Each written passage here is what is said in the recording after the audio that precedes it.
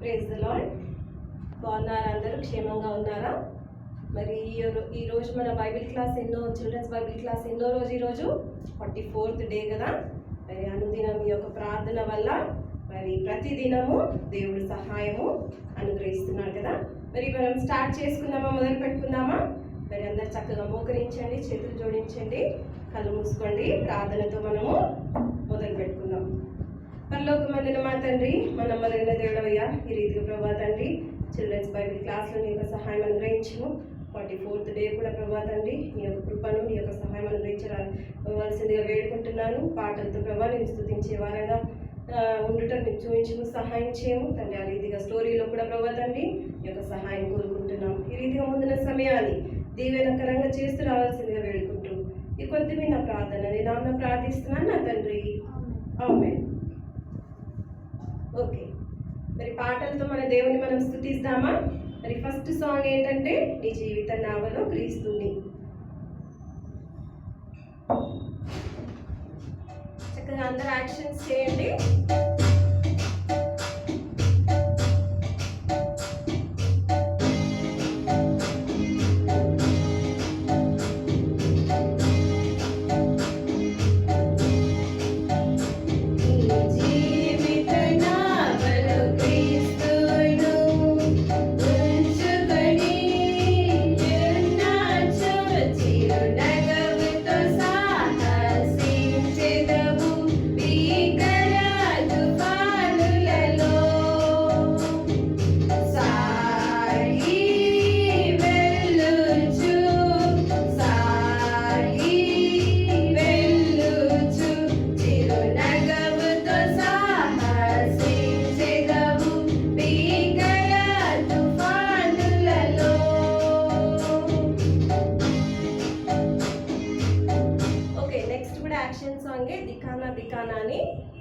కొత్త పాట కదా, మరి గత వారం పాడుకున్నాం కదా, మరి ఒకసారి పాడుకుందాం ఈ యొక్క పాటని.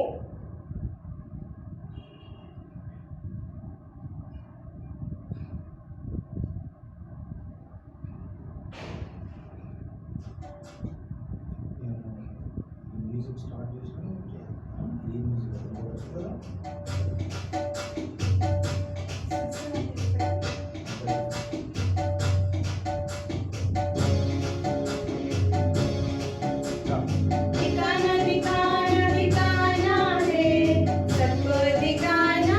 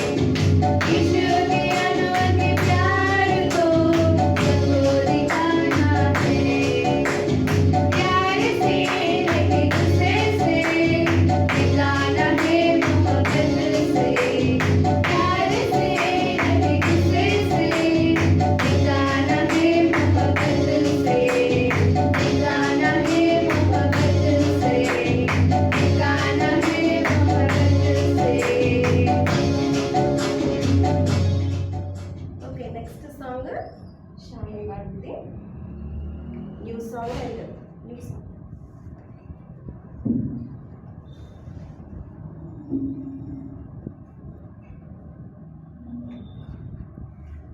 ఇప్పుడు మనము నేను ఆడి పాడి స్థుతింతూ నేను ఆనందించి స్థుతింతును అనే పాటను పాడుకుందాం.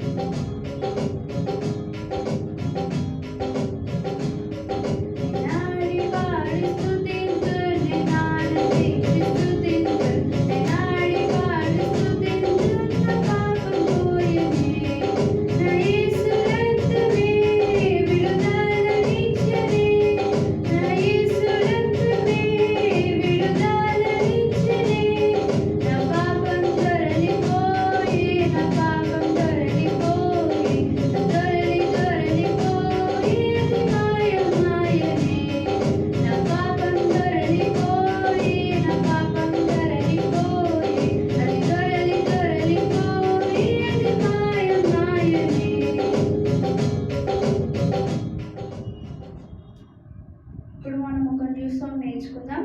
Jesus love is bubbling over with action.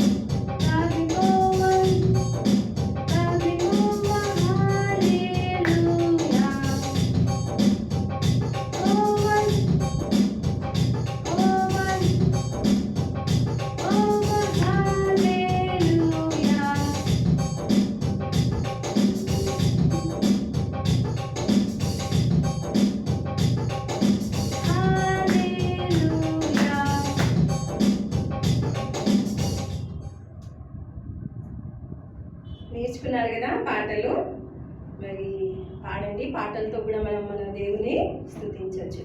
Okay, singing time అయిపోయింది కదా. Next is what? Story time కదా. మరి ఈ యొక్క దినాన మరి కేన్ అండ్ హేబెల్, కయ్యోను హేబెల్ గురించి చూసుకుందామా. మరి కయ్యోను హేబెల్ యొక్క తల్లిదండ్రులు ఎవరు మనందరికి తెలుసు కదా.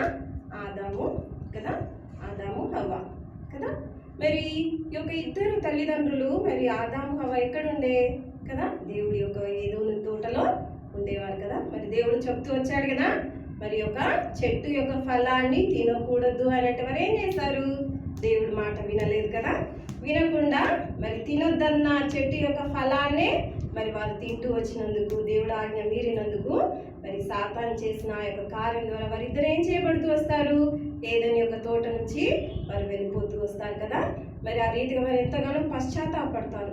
ఎందుకంటే అనేక మార్లు దేవుణ్ణి జ్ఞాపకం చేసుకుంటూ వచ్చారు. ఎందుకనంటే వారు బయటకు వచ్చాక, ఆ యొక్క ఏదైనా తోటల నుంచి బయటకు వచ్చాక వారు ఎంతగానో కష్టపడే వారిగా ఉన్నారు, ఎంతో శ్రమిస్తూ వచ్చారు. ఎందుకు? వారి యొక్క జీవనం కొరకై. మరి యొక్క ఇల్లు కట్టుకోవడానికి ఆ యొక్క సరైన నేల లేక, మరి అది దున్నుకొని, మరి వారు ఆ యొక్క బ్రతుకు గురించి, వారి యొక్క జీవం గురించి వారు బ్రతకడానికి అనేక కష్టాలు పడుతూ వచ్చారు. అప్పుడు వారు అనేక మార్లు దేవుడి యొక్క ఆ యొక్క తోట, ఏదైనా తోటలో వారు ఎంత సంతోషంగా ఉన్నారో అవన్నీ జ్ఞాపకం చేసుకుంటూ వచ్చారు. అందుకే వారు ప్రతి క్షణము దేవుణ్ణి జ్ఞాపకం చేసుకుంటూ పశ్చాత్తాపడుతూ వచ్చారు. మరి ఈ దినాన మనం చూసుకున్నాం వారిద్దరి కుమారులు కేన్ అండ్ హేబెల్, కయ్యోను హేబెల్ యొక్క కథ ఈరోజు చూసుకుందాం. ఓకేనా? విత్ పిక్చర్స్ మనం చూసుకుందాం.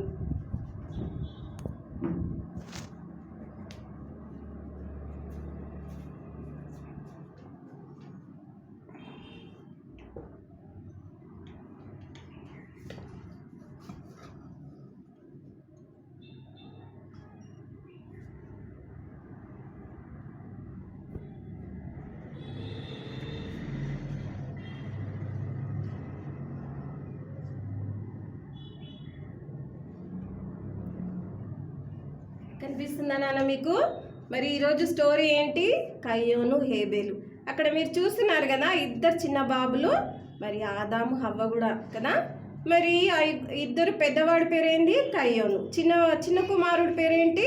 హేబేలు.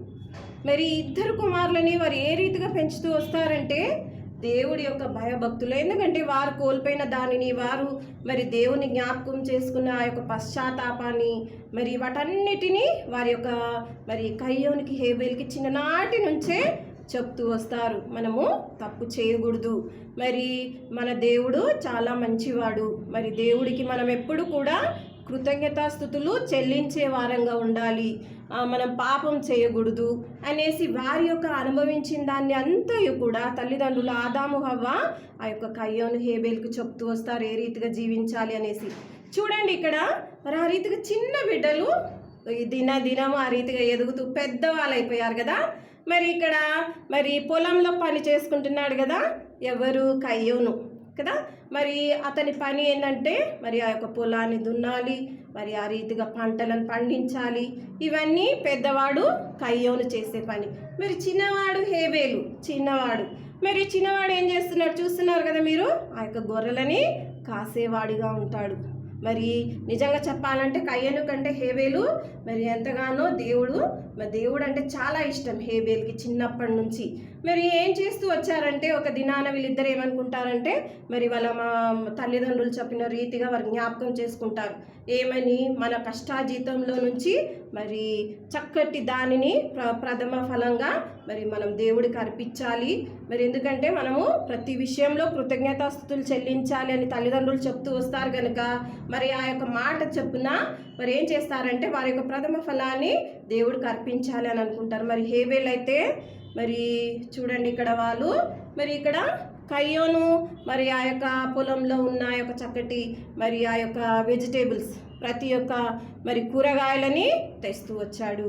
మరి ఇక్కడ హేబేల్ చూడండి చక్కటి దానిని క్రొవ్విన చక్కటి పుష్టిగా శ్రేష్టమైన దానిని ముందు నుంచే ఆయన దృష్టిలో ఏంటి, నేను ఈ యొక్క చక్కటి గొర్రెని ప్రథమంగా వచ్చింది కదా, దీన్ని నేను దేవుడికి అర్పించాలి, చక్కగా దానిని మరి చూసుకుంటూ జాగ్రత్త దేవుడు కొరకై మరి ఆ రీతిగా తెస్తూ వస్తారు. ఇద్దరు ఆ యొక్క మరి అర్పించడానికి దేవుడికి అర్పించడానికి ప్రథమ ఫలాన్ని తీసుకొచ్చినప్పుడు ఇక్కడ చూడండి మరి ఇద్దరు వారి యొక్క ఆ యొక్క మరి అక్కడ వారి యొక్క మరి పెట్టినప్పుడు అక్కడ మరి ఎవరిది అంగీకరించబడింది? మరి హేబేల్ది కదా. మరి హేబేల్ది దేవుడు అంగీకరిస్తూ వచ్చాడు, మరి కయ్యోన్ది దేవుడు అంగీకరించలే. ఎందుకంటే ఇద్దరు మనస్తత్వాలు వేరుగా ఉంటాయి. కయ్యోను మరి అంతగా దేవుని ప్రేమించాడు, మరి ఏదో ఉందిలే అనేది మరి అంత మంచిది శ్రేష్టమైన దానిని దేవుడికి అర్పించేవాడుగా ఉండడు. మరి అదే హేబేల్ అయితే ఏం చేస్తూ వచ్చాడు? ముందు నుంచే దేవుడు అంటే చాలా ఇష్టం, మరి ఎంతో చక్కటి దానిని ప్రథమైన దానిని ప్రథంగా ఉన్న దానిని దాని చక్కగా పుష్టిగా శ్రేష్టంగా ఉన్న దానిని ఆ యొక్క గొర్రెని దేవుడికి ఎంతగానో మరి భయముతోనూ జాగ్రత్తగా ప్రేమతో తీసుకొస్తూ వచ్చాడు కనుక మరి దేవుడు అది చూస్తూ వచ్చాడు కదా.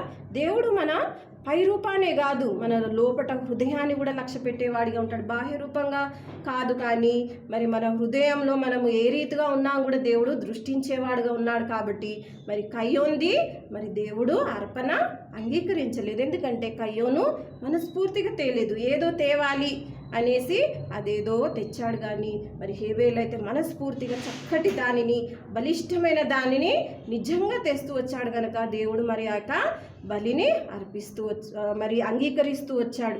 సో అప్పుడు మరి ఆ రీతిగా అంగీకరించినప్పుడు ఇక్కడ చూడండి కయ్యోను మరి ఎంత కోపము, దేవుడు నా యొక్క అర్పణ అంగీకరించలేదు, నా తమ్ముడిది హేబేల్ని అంగీకరించాడు అనేసి ఎంతగానో కోపం తెచ్చుకుంటాడు. ఎంత కోపమే పాపం కదా. మరి ఆ యొక్క కోపం చూడండి, అసూయ, కోపము ఇవన్నీ కూడా పాపంలే. మరి అప్పుడు దేవుడు చూస్తున్నాడు కయ్యోన్ని. మరి నిజంగానే కయ్యోను చక్కటి దానిని శ్రేష్టమైన దానిని తెచ్చుంటే మరి దేవుడు కయ్యోన్ది కూడా అంగీకరించేవాడు. కానీ అదంతా అతను ఆలోచించుకోవట్లేదు. తనదంతా కోపం ఏంటి, మరి అసూయ ఏంటి, నా తమ్ముడిది దేవుడు అంగీకరించాడనేసి పగ పెంచుకున్నాడు. ఎవరి మీద? మరి తమ్ముడు హేబేల్ మీద. మరి చూడు అతను మరి ఎంతగానో శ్రేష్టమైన వాడిగా ఉన్నాడు కదా అనేసి ఆ యొక్క పాపం అనే ఆలోచనతోటి మరి ఏం చేస్తున్నాడు చూడండి ఇక్కడ ఒక దినాన తమ్ముడికి చెప్తూ వస్తాడు. మరి ఆ యొక్క గొర్రెలను కాసుకుంటూ వెళ్తున్నప్పుడు మరి పొలంలో నుంచి చెప్తూ వస్తాడు కయ్యోను, మరి హేబేలు తమ్ముడు మనము ఈరోజు మరి బయటికి వెళ్దాం ఈరోజు అనేసి తీసుకొని చూడండి ఎక్కడికి తీసుకెళ్తున్నాడు. ఒక పథకము, కోపము, అసూయతోటి తమ్ముడి మీద ఏదో ఒకటి చెయ్యాలి అనేసి చూడండి ఎంత దారుణం కదా. ఈ యొక్క కోపం అనేది ఈ యొక్క అసూయ అనేది దేనికి దారి తీస్తుంది. ఈ యొక్క పాపము దేనికి దారి తీస్తుంది, చంపేయాలని. చూడు అంత కోపం. మరి చూడండి తమ్ముని అక్కడ తీసుకెళ్ళి మరి చూడండి ఆ యొక్క రాయితో మరి అతన్ని చంపేవాడుగా ఉంటాడు. చూడు సొంత తమ్ముని ఆ రీతిగా చంపుతూ వస్తాడు. మరి ఇంకేమనుకుంటున్నాడు చూడండి, ఇంకా నన్ను చంపేశాక ఇక నన్ను ఎవరు చూడలేదని అనుకుంటున్నాడు. అటు ఇటు చూశాడు, నన్ను ఎవ్వరు చూడలేదు అనేసి అనుకుంటున్నాడు. కానీ ఒక స్వరం వస్తుంది పరలోకం నుంచి. దేవుడు మాట్లాడుతున్నాడు, కయ్యోను కయ్యోను నీ తమ్ముడు హేబేలు ఎక్కడా అనేసి అడుగుతున్నాడు. ఎక్కడ అన్నప్పుడు చెప్తూ వస్తాడు, నాకేం తెలుసు, నా తమ్ముడికి నేను ఏమైనా కావాలి వాడినా, నేను ఎప్పుడు ఆయన వెంట ఉంటానా, నాకు పని లేదా, నాకేం తెలుసు నా తమ్ముడి గురించి, నాకేం తెలీదు అనేసి మరి అబద్ధం చెప్తున్నాడు. చూడండి తప్పు మీద తప్పు కదా, అబద్ధం మీద అబద్ధం. ఒక్క అబద్ధం ఆడితే ఇంకో అబద్ధం కదా. మరి అప్పుడు దేవుడు చెప్తున్నాడు, కయ్యోను నీ తమ్ముడు హేబేలు యొక్క రక్తము నాకు మొరపెడుతున్నది, నువ్వు తప్పు చేశావు అనేసి అప్పుడు హెచ్చరిస్తూ వస్తాడు. మరి ఏమని శాపం పెడతాడు అని అంటే, ఇక నువ్వు పని చేసుకునే దగ్గర ఎక్కడికి వెళ్ళినప్పటికీ నీ యొక్క పని మరి నీకు మరి ప్రతిఫలం ఇవ్వదు నీకు. మరి నువ్వు ఈ లోకంలో ఎలా ఉంటావు, దేశ దిమ్మరిగా ఉంటావు. దేశ దిమ్మరి అని అంటే తిరుగుతూనే ఉంటాడు. అతనికి ఒక ఇల్లు, మరి ఆ యొక్క మరి తన కష్టాజీతాన్ని తను అనుభవించాడు. దేశ దిమ్మరి ఆ రీతిగా తిరుగుతూనే ఉంటావు. నువ్వు చేసిన యొక్క తప్పుకి, నువ్వు చేసిన యొక్క మరి ఆ యొక్క నీ తమ్ముని చంపిన దాన్ని బట్టి మరి నువ్వు ఈ యొక్క శిక్షను నువ్వు అనుభవిస్తావు అనేసి చెప్తూ వచ్చినప్పుడు అప్పుడు కయ్యోను బాధపడతాడు. అయ్యో దేవా, మరి నేను చేసిన దానికి నువ్వు చేసేదానికి నువ్వు ఇచ్చే శిక్ష చాలా పెద్దది, నేను తట్టుకోలేను. నేను ఈ లోకంలో దేశ దిమ్మరిగా తిరిగితే నన్ను అందరూ చంపేస్తారు, మరి నేను మరి ఆ రీతిగా నేను ఉండలేను అనేసి వేడుకుంటుంటే అప్పుడు దేవుడు చెప్తాడు, లేదు లేదు కయ్యోను, నిన్ను ఎవ్వరూ చంపరు. ఎందుకంటే నిన్ను చంపిన వారు మరి వారికి ఎవరైతే చంపుతారో వారికి 7 అంతలుగా మరి నీలాంటి పనిష్మెంట్, నీ యొక్క శిక్ష వస్తుంది కనుక ఎవ్వరు కూడా నిన్ను చంపరు కయ్యోను అనేసి చెప్తూ వస్తాడు. అంతేకాదు ఇంకేం చేస్తాడు చూడండి, నిన్ను ఎవ్వరు చంపరు, నిన్ను చంపిన వారికి 7 అంతల శిక్ష వస్తుంది కనుక మరి ఇంకోటి కూడా వేస్తాడు. ఆయనకి ఏంటి, ఆ నొసటి మీద ఒక గుర్తు వేశాడు కదా, పాపపు గుర్తు. అతన్ని చూడగానే ఇంకెవ్వరు కూడా అతన్ని చంపరు. అలాంటి గుర్తు కయ్యోనికి వేస్తూ వచ్చాడు. చూడండి చిన్న బిడ్డలారా, మరి అతన్ని ఏ రీతిగా చేస్తూ వచ్చింది కదా. ఎందుకు, మరి ఆ యొక్క తప్పుడు మనసులో మరి యొక్క అసూయ వల్ల, మరి ఆ రీతిగా కోపం వల్ల మరి ఆ రీతిగా పాపం చేసేవాడిగా ఉన్నాడు, తమ్ముని చంపేసేవాడుగా ఉన్నాడు. ఆ యొక్క పాపాలను బట్టి మరి అతను ఏమైపోతూ వస్తాడు, దేశ దిమ్మరిగా మరి శపించబడుతూ వచ్చాడు కదా.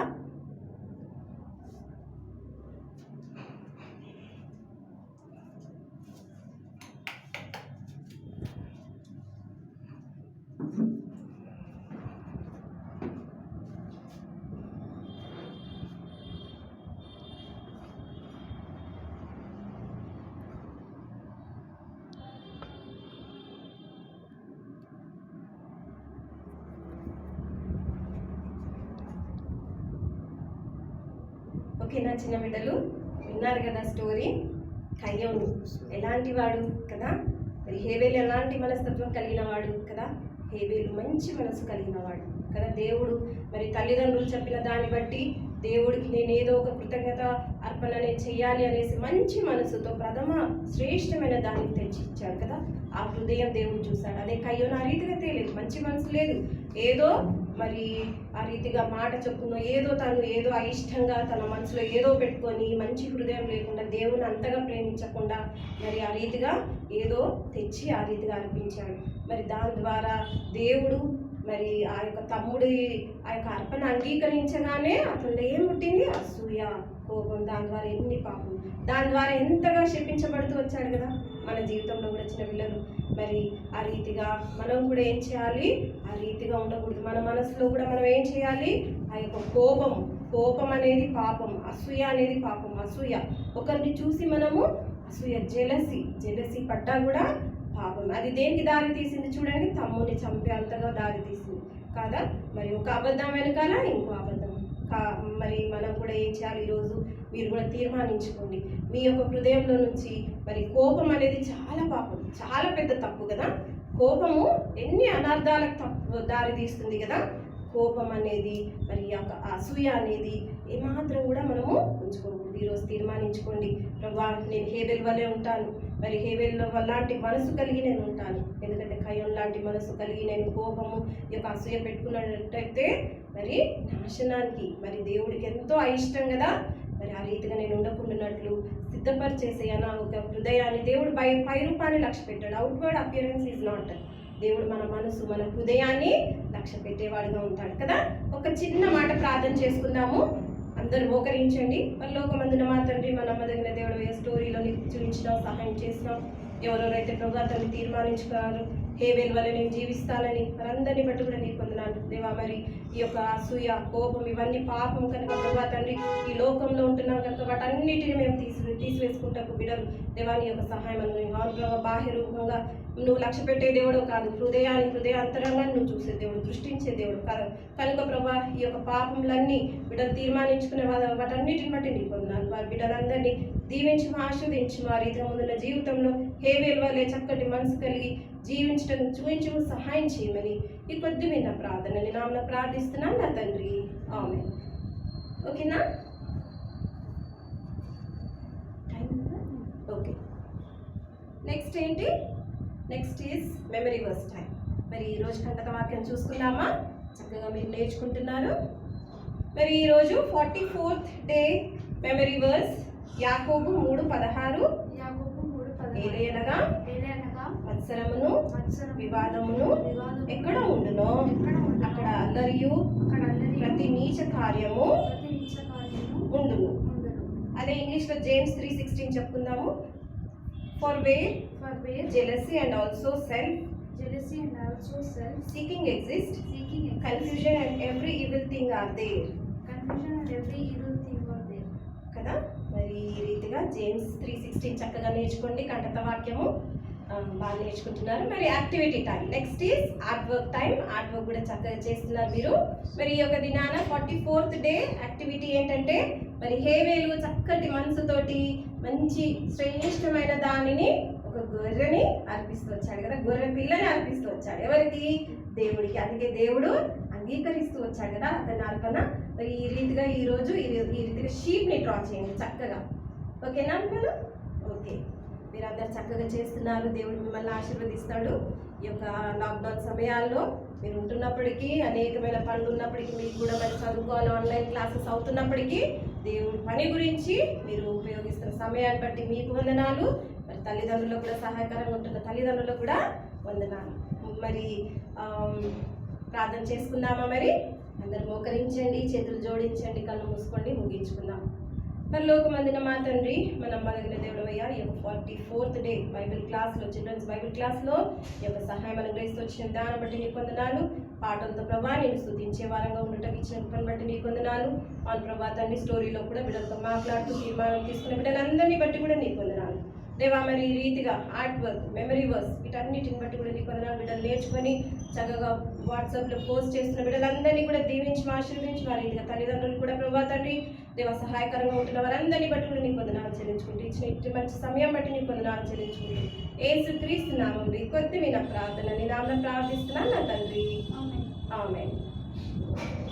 Praise the lord.